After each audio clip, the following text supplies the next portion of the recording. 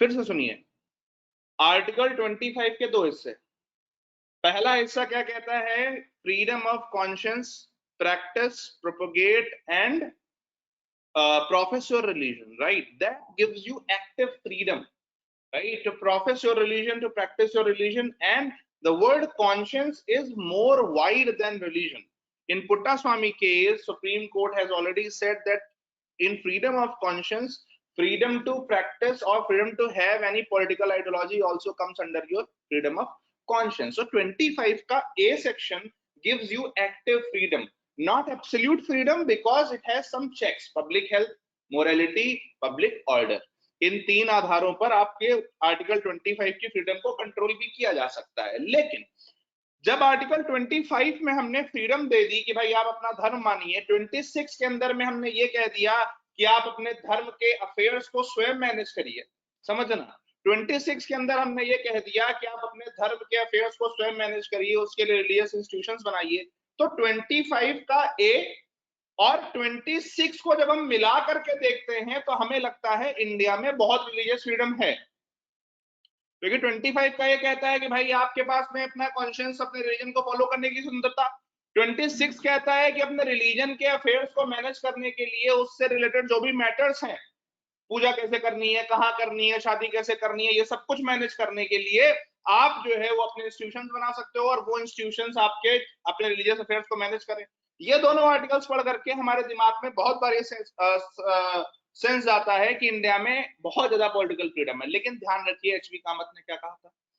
HV Kamat ने कहा था कि धर्म के नाम पर अगर कभी आपके धर्म के अंदर करप्शन आ जाए, धर्म के अंदर ऐसी प्रैक्टिसेस आ जाएं जो आपके धर्म के लिए एसेंशियल या जरूरी नहीं है, जो जिनका आपके धर्म से कोई लेना देना नहीं है, उस केस में क्या होगा? ध्यान से सुनना, पब्लिक मोरालिटी को करप्ट होने से बचाने के लिए, भाई आपने कोई चीज कह दी कि हमारे धर्म में ये तो अलाउ है, मान लीजिए पॉलीगैमी अलाउ है, तो क्या हो रहा है?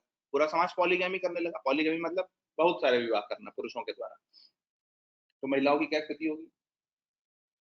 तो पूरे समाज की कलेक्टिव मोरालिटी खराब हो रही है, नहीं खराब हो रही? पूरे समाज में महिलाओं की स्थिति खराब हो रही है, नहीं खराब हो रही है? तो कभी भी अगर स्टेट को लगे कि नहीं, धर्म के नाम पर यहाँ कुछ गड़बड़ हो रहा है, तो वो क्या कर सकता है? वो धर्म की ऐसी एक्टिविटीज को जो धर्म में गलत आ गई हैं, धर्म में जो नहीं थी शुरुआत में, बाद में आ गई, या धर्म की ऐसी एक्टिविटीज को जिनका नेचर प्योरली रिलीजियस नहीं है, और ध्यान से सुनना, जिनका नेचर प्योरली रिलीजियस नहीं है। फॉर एग्जाम्पल, कोई इकोनॉमिक एक्टिविटी है, कोई फाइनेंशियल एक्टिविटी है, कोई पॉलिटिकल एक्टिविटी है, या कोई सेक्युलर एक्टिविटी है। अब जरा जो हमने कल पढ़ा था और आज जो पढ़ा उसमें दिए, यूनिफॉर्म सिविल कोड पे जब आप डिबेट्स देखेंगे, राज्यसभा टीवी की बहुत बढ़िया 2 डिबेट्स है, मैं भेज दूंगा, सर्च भी कर सकते हैं आप। उसमें एक जज जब बोल रहे हैं तो वो बोलते बोलते इस जगह पर अटक जाते हैं, शायद उन्हें बोलते बोलते खुद भी एहसास हो जाता है कि मैं गलत बोल रहा हूं। समझ रहे हैं? वो कहते हैं कि भाई यूनिफॉर्म सिविल कोड यूनिफॉर्मिटी लाने की बात कर रहा है, हेंस इट इज रॉन्ग। वो कहते हैं कि यूनिफॉर्म सिविल कोड यूनिफॉर्मिटी लाने की बात कर रहा है, हेंस इट इज रॉन्ग, क्योंकि हमारे यहाँ डाइवर्सिटी है। लेकिन वो बोलते बोलते खुद रुक जाते हैं, और उनके रुकते ही सामने वाला काउंटर क्या देता है? साहब, आर्टिकल 25 का क्लॉज 2 में स्वयं ये लिखा हुआ कि गवर्नमेंट जो है, सॉरी जो स्टेट है, वो आपकी secular activity, financial activity, economic activity को रेगुलेट करेगा। और कल आपने पढ़ा कि कॉन्स्टिट्यूएंट असेंबली में एचवी कामत बोल क्या रहे? मतलब समझो इसका बैकग्राउंड क्या है। जब कभी भी जुडिशरी में ये क्वेश्चन जाता है या कोई भी क्वेश्चन जाता है, तो why they always refer to constituent assembly debates? मतलब वो जब उस पर चर्चा कर रहे थे तो उनका कॉन्टेक्स्ट क्या था, किस आधार पर वो उस पर चर्चा कर रहे थे? कल आपने देखा एचवी कामत ने क्या कहा? उन्होंने कहा बहुत सारे रिलीजन ऐसे हैं जिनमें करप्शन हो रहा है।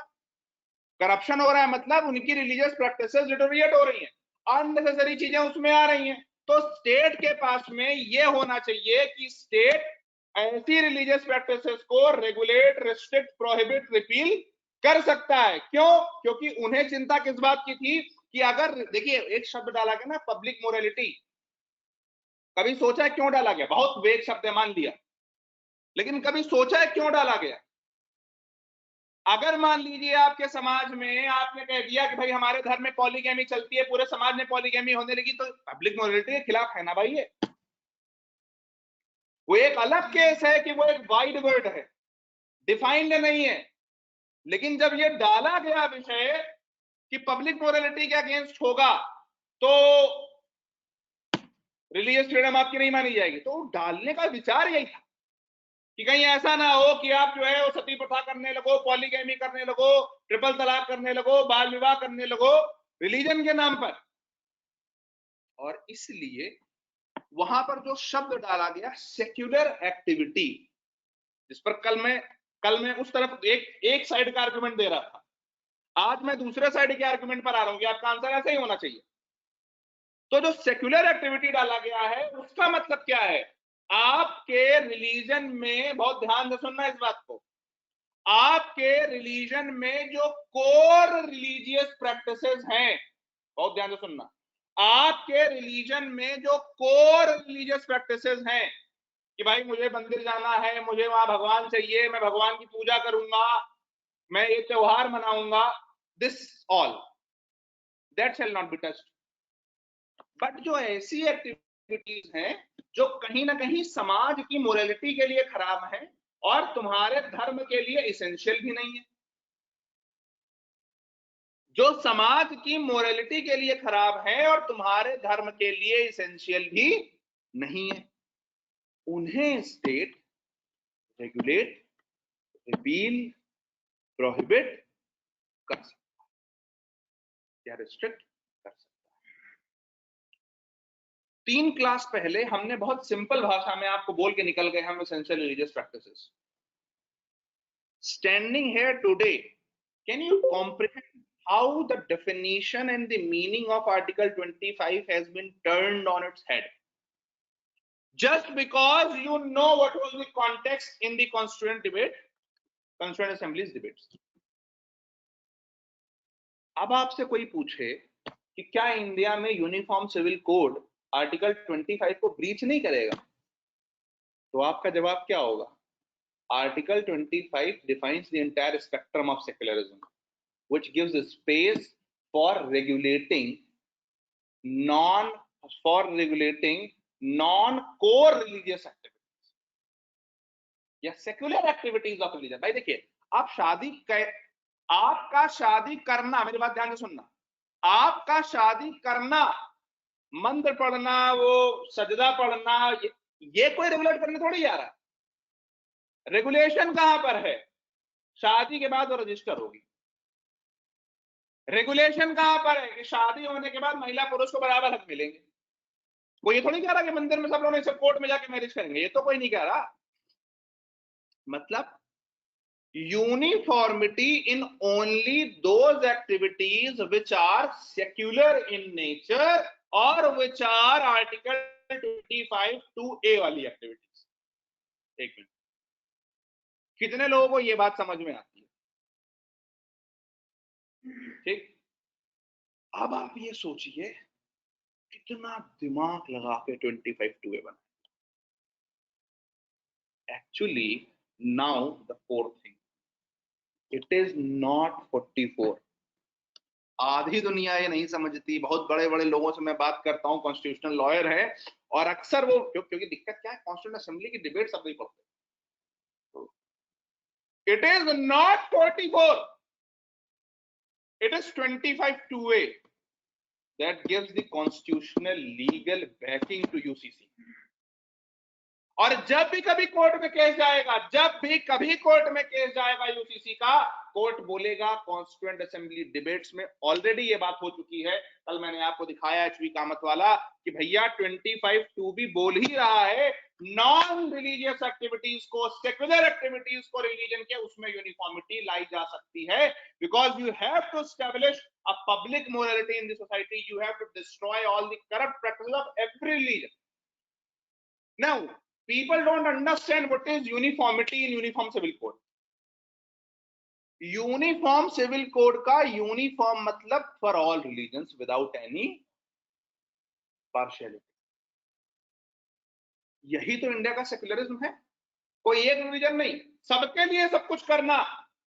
पहला क्लास याद करिए। इंडिया का सेक्युलरिज्म क्या है? कोई एक धर्म को पैटर्नाइज नहीं करना, सभी के लिए सब कुछ करना, सभी के लिए सबको आगे बढ़ाने की कोशिश करना, वो इंडिया का सेक्युलरिज्म। तो uniformity in uniform civil code does not mean destroying the cultures and imposing an artificial uniformity, but uniformity मतलब keeping every religion in mind and tackling religious vices, religious ills of all the religions by creating an enabling legal framework while protecting your cultural legacy. कोई ये नहीं कह रहा कि मौलाना नहीं आएगा, हाजी नहीं आएगा, पंडित नहीं आएगा, सात फेरे नहीं होंगे, मंगलसूत्र नहीं बंधेगा, हाथ नहीं दिया जाएगा, कन्यादान नहीं होगा, कोई ये नहीं कह रहा। बस कहा क्या जा रहा है कि जो बेसिक चीजें हैं, इनहेरिटेंस है, फंडा आपका शादी का रजिस्ट्रेशन है, जो दहेज है, ये सब चीजें खत्म होंगी या ये सब चीजें रेगुलराइज हो जाएंगी। एवरीथिंग डाइवोर्स सब कुछ ठीक है। तो 25(2)(a is where the game lies. और ये एक आर्टिकल है जो आज जितना कुछ करंट में चल रहा है हर एक चीज को शेप करता है, चाहे वो यूसीसी हो, चाहे वो रिलीजियस कन्वर्जन वाली बात हो, एवरीथिंग 25(2)(a। हाँ बोलो।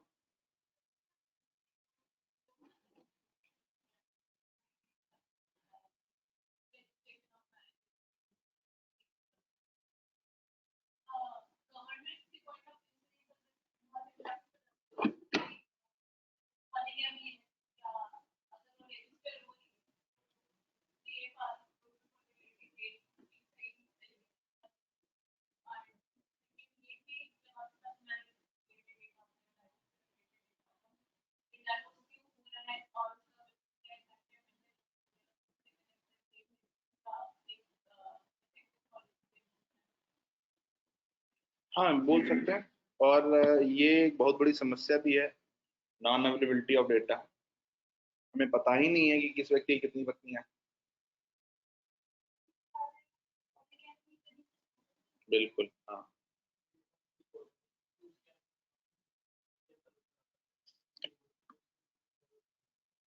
उसके अच्छा,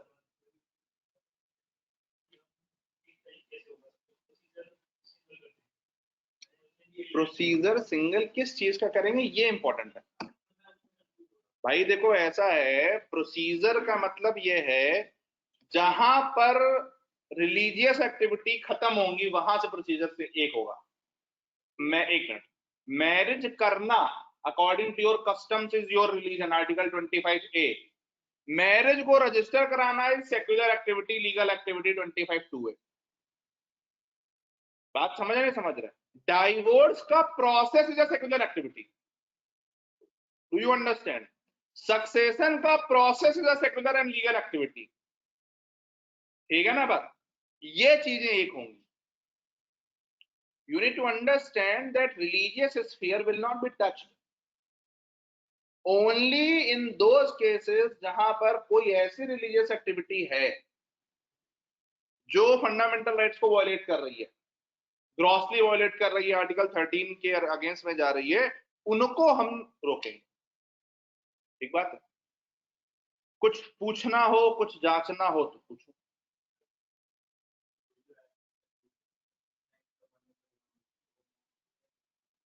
सही है?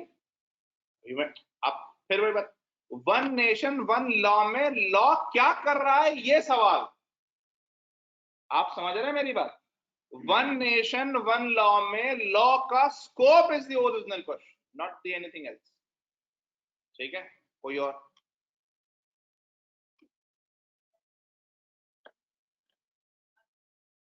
वो अलग सर, उसके लिए एक अलग लॉ है। ठीक है भाई।